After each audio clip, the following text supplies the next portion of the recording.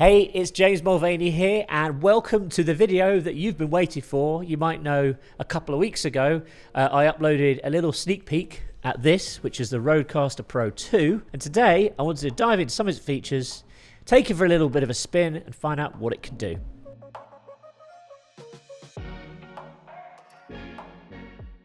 Hey, so welcome to this channel. My name is James Mulvaney. I'm an entrepreneur. I work in the audio space. Love creating content like this, talking about gear, about podcasting, about radio. So remember to hit that subscribe button and turn on your notifications because I'm always pushing out videos like this, one every single Friday. In fact, I am founder of radio.co, podcast.co, matchmaker.fm and Q podcasts. So you can also go check those out if you like. But today we are talking Rodecaster Pro II. There's been a lot of hype around this. In fact, we were sent this under embargo, so I'll tell you a little story here. So we're really lucky here, at the office because we get sent all kinds of equipment. You'll see me do lots of reviews on this channel. We received this maybe about a month ago, maybe slightly longer, from Rode, and they said, you can't talk about it, you can't tell anyone about it until this date. About 2 days before the date of the release of the embargo, some images were found online on a distributor's website. So it was an e-commerce store. They obviously had uploaded the pictures of the device.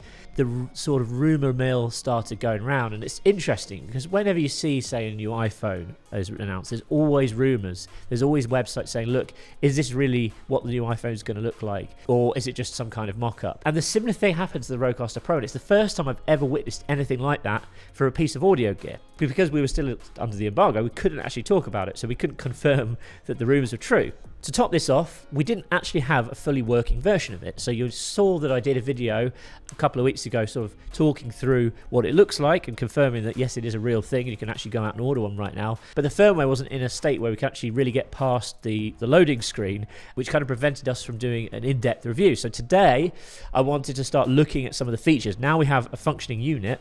It's really exciting, and I know I'm a week late. There's obviously a lot of other YouTubers who have been posting videos about this, so I apologise for that. I've been very busy. I've been out of the country as well. But today I wanted to talk through some of the features. So first of all, what is the differences between the first Rodecaster and this new Rodecaster Pro? And if you're in the market for buying one of the two, which one should you buy? Well, I'm always a big believer in buying the best you can afford and also in investing in technology, because technology is fantastic. If you're running a radio station, if you're launching a podcast, these things are designed to make your lives easier. This is a couple of $100 more than the first version, so it is a little bit more expensive, but I think it's worth it. I think it's worth it because it's a lot more configurable. The actual unit has kind of had a bit more refinement in terms of the actual design of it, so it's a bit more compact, sits on your desk a little bit neater, and you can just do more with it. You know, as I mentioned, one of the great features about this is these hot pads here no longer could just be used to trigger sound effects, but you can actually use them to control your software. So perhaps if, for example, if you're using something like OBS, doing a live broadcast, you've got different camera angles, where you can flick between them using these buttons. You can also use these buttons to do things like change voice effects on the fly. So if you want to put an echo in your voice or something, you hit a button and the effect will be applied. So although this has less faders than the first Rodecaster had 8 faders, this has got 6. These faders are completely assignable. So whereas on the first one you had 4 faders which were locked through to mics 1 through to 4, then you had a dedicated one for, say, Bluetooth, another one for your phone input. All of these faders can be assigned to be anything. So it's a lot more like a traditional digital desk setup that you'd find in a radio studio or an audio production studio. That's really how digital desks operate. They're designed to be a lot more configurable. So you might want to have your microphone here, and then you might want to have, say, your music here, and then you might want to have your couple of guest microphones down this end. That's completely your choice. You could actually assign different inputs or different sources to each of these channels. Another thing Rode have introduced is the concept of virtual faders, which is really powerful.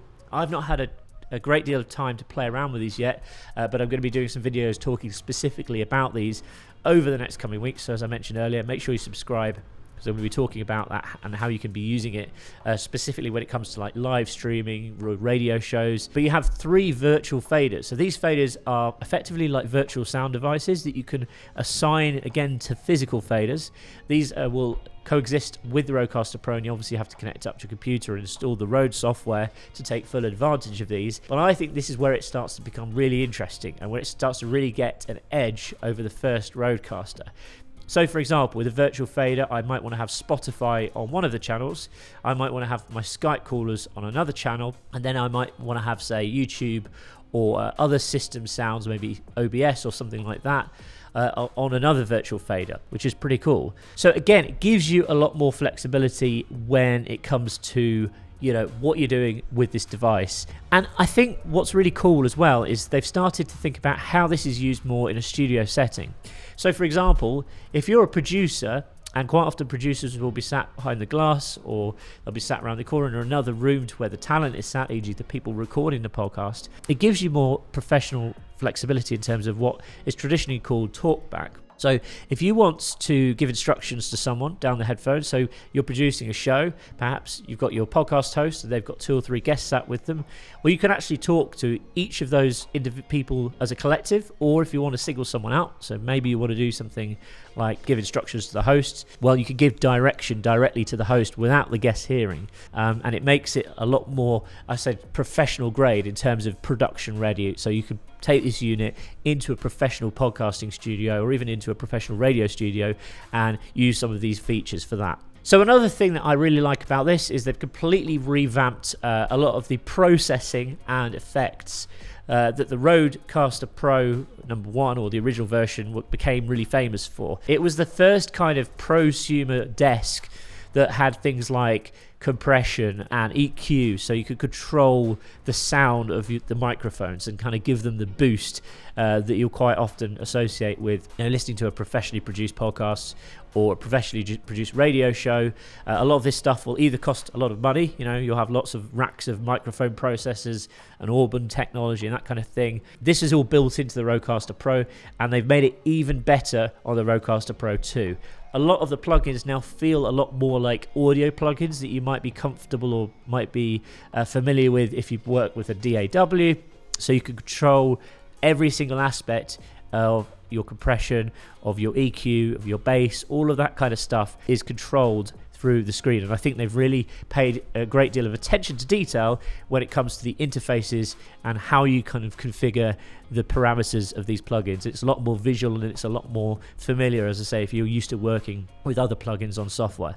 So Rode have also added their new preamps, the Revolution preamps, into this device. Now you'll see I'm using a Shure SM7B. This is one of the most popular microphones. I like to call it the Rolls Royce of podcasting mics. It's really famous and it's used everywhere for recording podcasts. But the problem with this mic is it requires a lot of gain to get a good clean signal. And with the first version of the Rodecaster, the gain wasn't quite up to it. It wasn't bad, but you couldn't comfortably use an SM7B and get a really good quality signal at the right level without having to boost it in post or without having to turn that gain right up to the top. They've added an additional 20 dB of gain to each of the preamps on this unit. Now this makes the SM7B work like a dream when it comes to plugging it directly into the Rodecaster Pro. Now I think in Rode's ideal world, everyone will be using Rode mics. And of course Rode do make some fantastic microphones. The pod mic is great. It's a lot cheaper than the SM7B and it sounds fantastic. But the reality of the situation is a lot of podcasters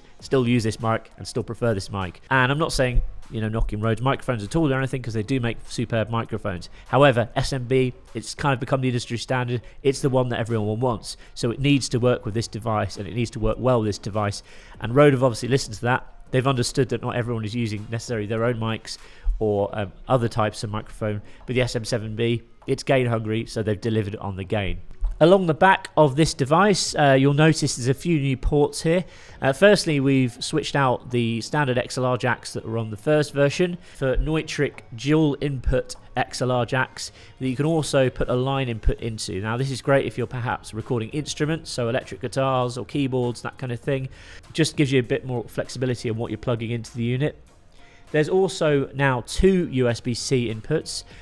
One could be for your computer, the second could be perhaps for a smartphone or a tablet, maybe to take callers or play additional sound effects or music, etc. There's also an Ethernet port on the back of this device. Now the Ethernet port currently is used just to connect to the internet, so you can actually update the firmware directly from the device. So if you're not near a wired internet connection, you can also connect the device to your Wi-Fi now too. Again, pretty simple to set that up. I think this is really interesting, and I question what Rode's intentions are moving forward with this. I perhaps would like to see the capability of networking multiple Rodecasters together. So if you're in the same network, perhaps you've got multiple studio setups, it would be pretty cool if they could talk to each other, and it wouldn't surprise me if this is on the roadmap. I know Rode have mentioned that this is kind of the base model and things are going to be changing, and as the firmware is upgraded and progresses, lots more features and functionality have been promised, which really excites me because I'm really intrigued to see what they do. I mean, that would be cool if you could build a network of studios, each with a Rodecaster Pro in, have them all communicating together, be able to perhaps feed in different channels from different studios and have it recorded.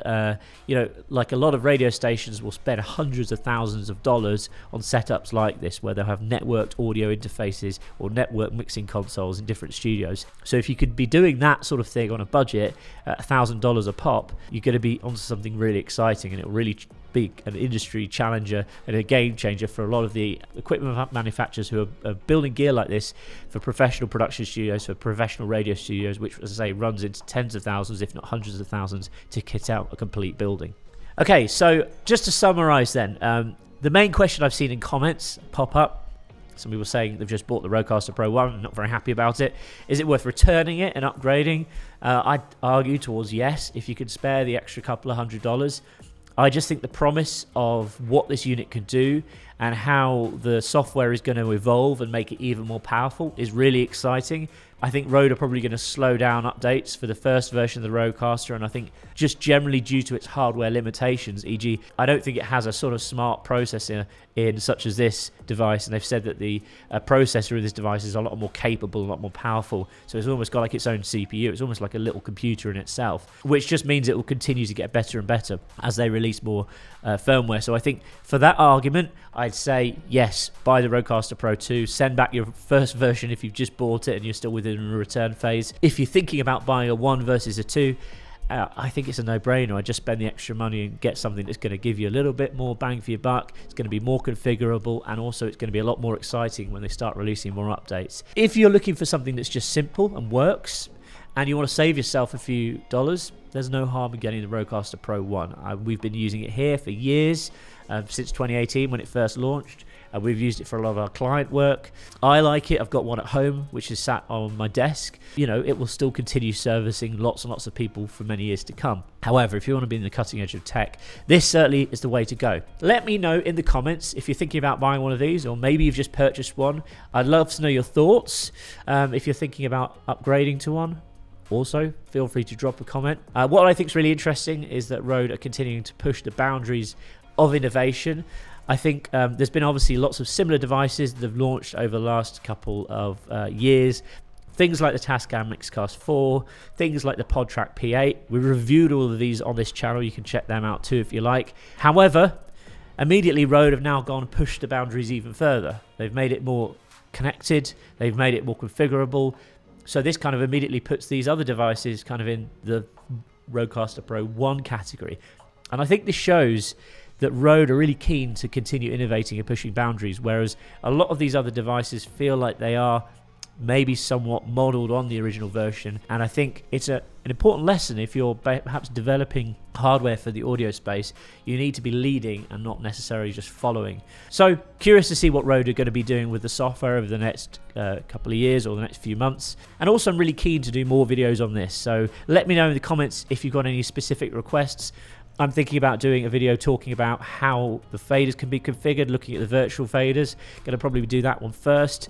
I'm thinking about doing a live streaming tutorial, potentially looking at these pads and how they can be used to control your software, and also things like taking callers. So let me know what you think your priorities are if you're wanting to buy one of these devices and learn more about it. Love to know in the comments, and always appreciate a thumbs up if you've enjoyed this video. Thanks for watching, and I'll speak to you soon.